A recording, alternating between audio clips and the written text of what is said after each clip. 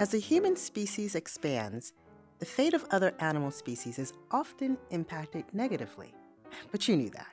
What you might not know is that wildlife conservation is now leveraging AI, artificial intelligence, and a brilliant researcher at The Ohio State University is leading this movement.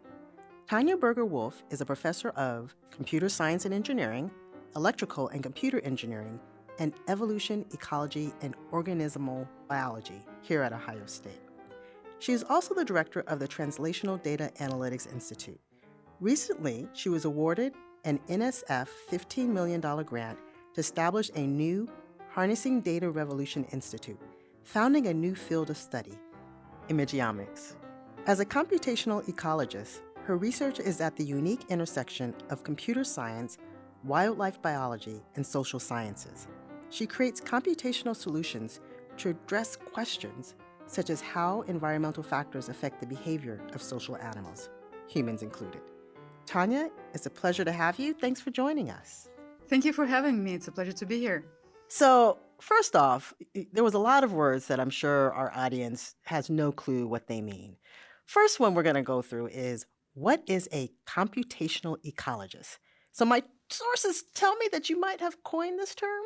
Well, as a computer scientist who works with biologists, particularly ecologists, and these are the kinds of biologists that are interested in organisms in the context of their environment.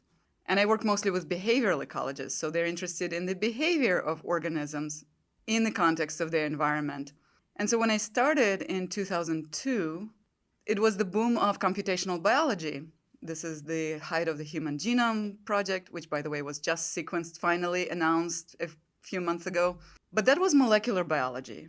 But the term computational biology referred to some combination of computer science and biology, and I figured I work with ecologists, so it got to be computational ecology. And that actually makes sense.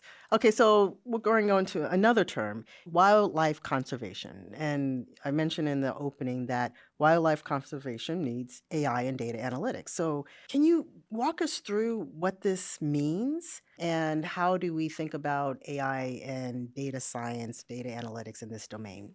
Yeah, we're losing biodiversity at an unprecedented scale and rate. We're in the middle of what is termed the sixth extinction. Biodiversity also acts as a monitor and a mitigator for climate change impacts. Yet, we actually do not know what we're losing and how fast. UN said that biodiversity has a data problem. And so while I'm not a field biologist or conservation practitioner who will go into the field and implement policies and interventions to protect the biodiversity of the world and the species out there that we're losing, I can do something about filling in that data gap.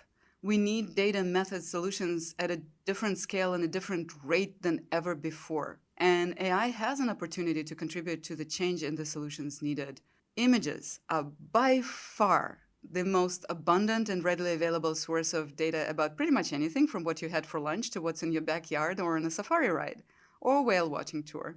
These images today come from a variety of sources such as, yes, your cameras when you take a picture in the backyard, or autonomous vehicles underwater, on the ground, and in the air, the in situ sensors such as camera traps that are motion activated cameras that take pictures of animals, and the remote sensing images of habitats. We also have a lot of solutions already in place to process all of that data and extract information, as in, are there any animals at all in the images, what species they are, where they are, localize them in the image, what even individuals they are, and what pose they are standing, sitting, running, what they're doing, and what the context of the habitat is. So with all of that technology, AI is so well positioned to really bring the solutions into the hands of conservation researchers and practitioners to really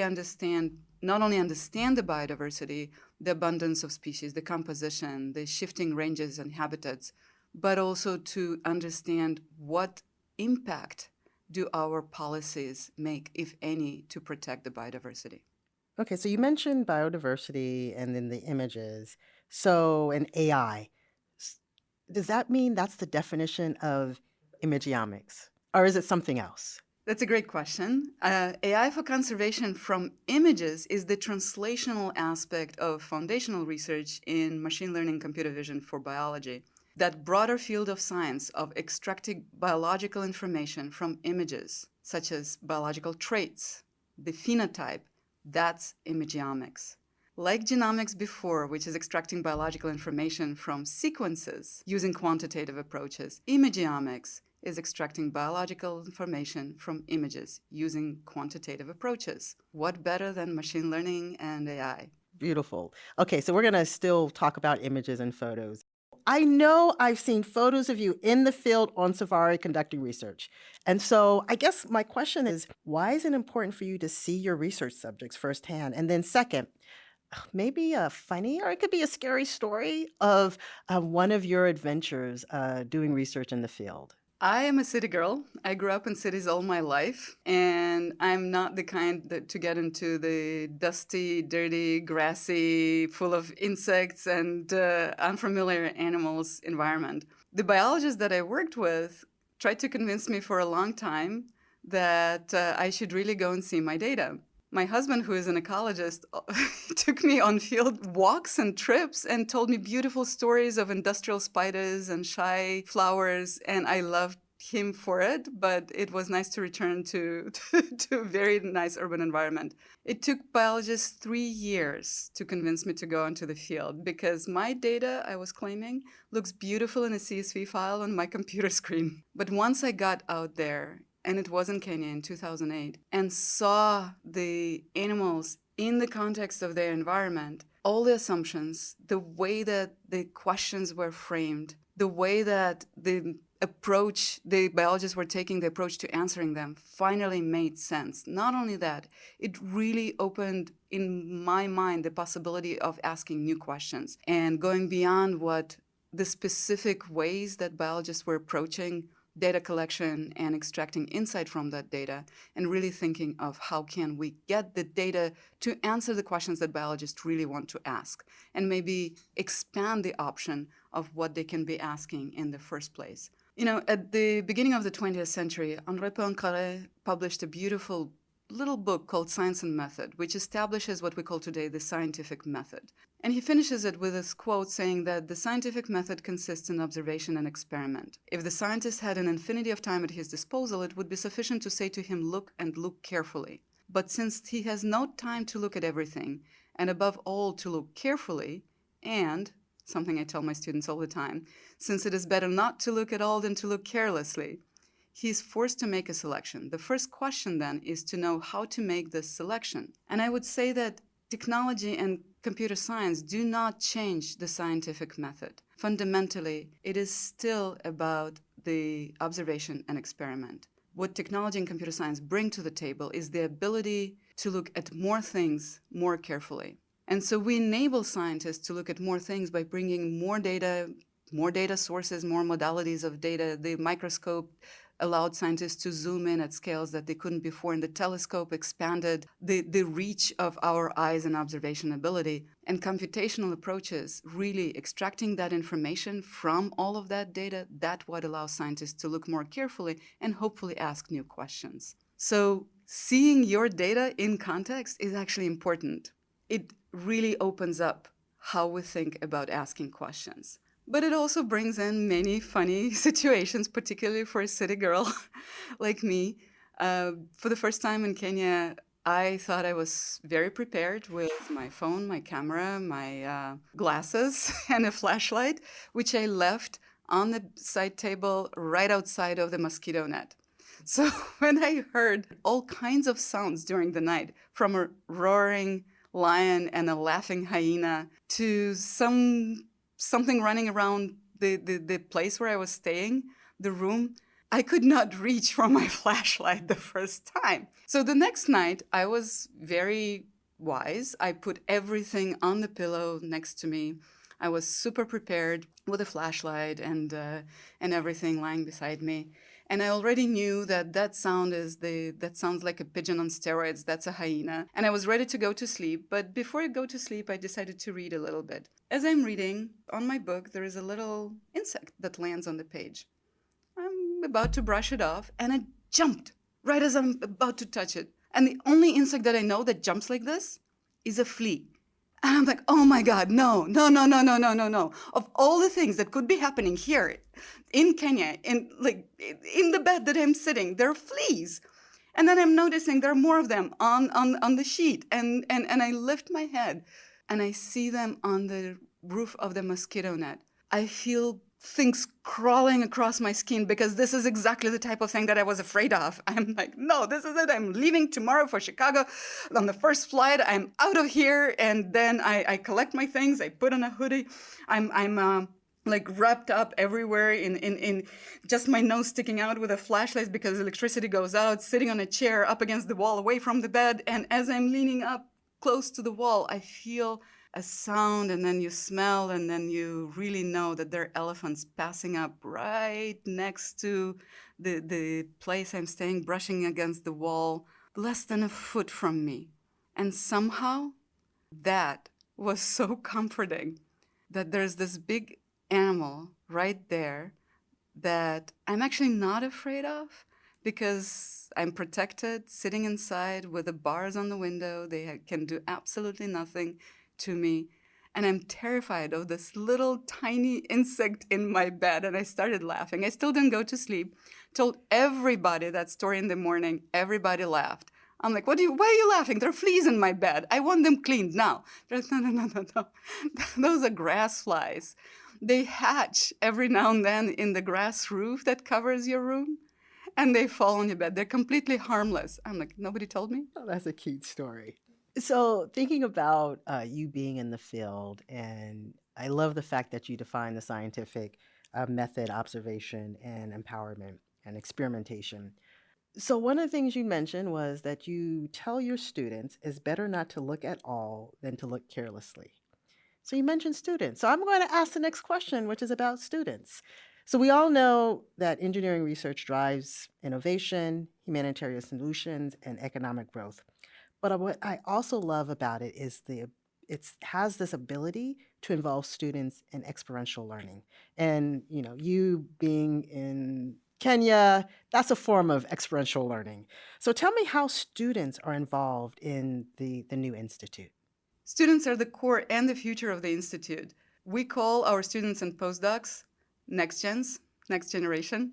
They are the ones doing research, driving the agenda in many ways, where the projects will go. We not only include them in the training and all the programs that we provide, in addition to, of course, setting up the research project, they are also the ones who are setting the agenda for our diversity, equity, justice, and inclusion training. They're the ones who are taking the lead in the community building, because a big part of the Institute is building that scientific community, bringing biologists and computer scientists together, building the common language, common frameworks, common intellectual directions, and then expanding that from the core that started to pretty much everybody who is interested. We also do that explicitly through a course called Experiential Introduction to Imageomics, where we bring all our students and then some.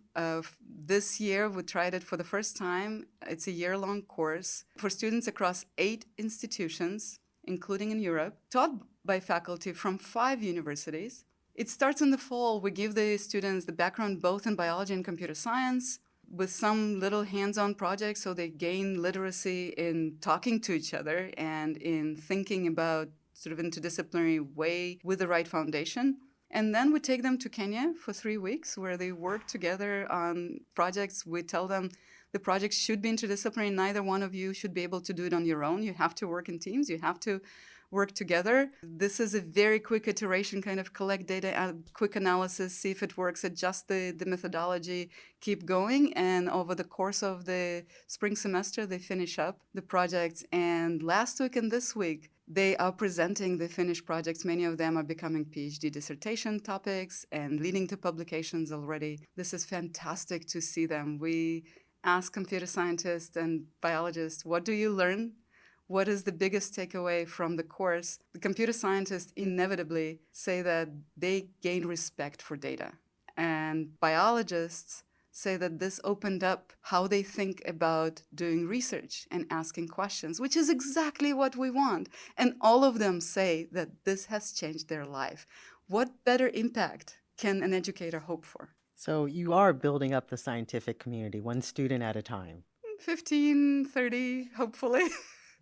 There are few people who can say this even once in their lifetime. But when we're there in Kenya watching students work on interdisciplinary projects that would not have happened at all if we didn't think of bringing biologists and computer scientists together, pushing the really boundary of science, while a herd of giraffes passing by in the golden light of the Kenyan sunset, I truly think and believe it. I'm doing exactly what I want to be doing. And that's an amazing feeling. So if you think about the things that you're doing, both in the education space and the research space in the Institute, where do you see it 5 years from now? What impact do you hope to have in that time frame and beyond?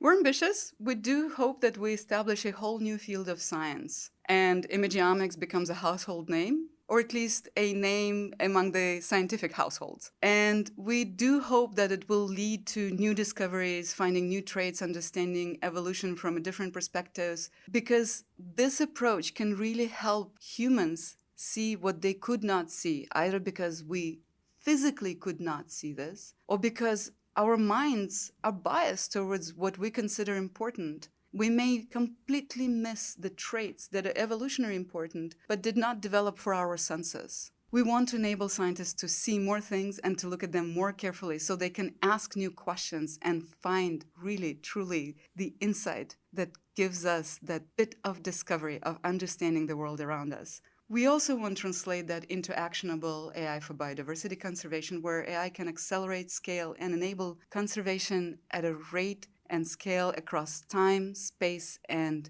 individuals never before possible. So we can save the species in the process, specifically our species, the humans. I mean, I've learned so much about wildlife conservation and how AI can help that. Kenya trips with fleas, but not really fleas. I mean, this just sounds like an amazing new field of science, combining a mind for technology with a heart for nature, and a wonderful example of using data, machine learning, and AI for good. Tanya, I'm so happy that you joined us today. Thank you for having me. Thanks for listening to Enginuity. Stay up to date on all the amazing innovation and groundbreaking research happening within The Ohio State University College of Engineering by connecting with us on Twitter, Facebook, or Instagram at OSU Engineering.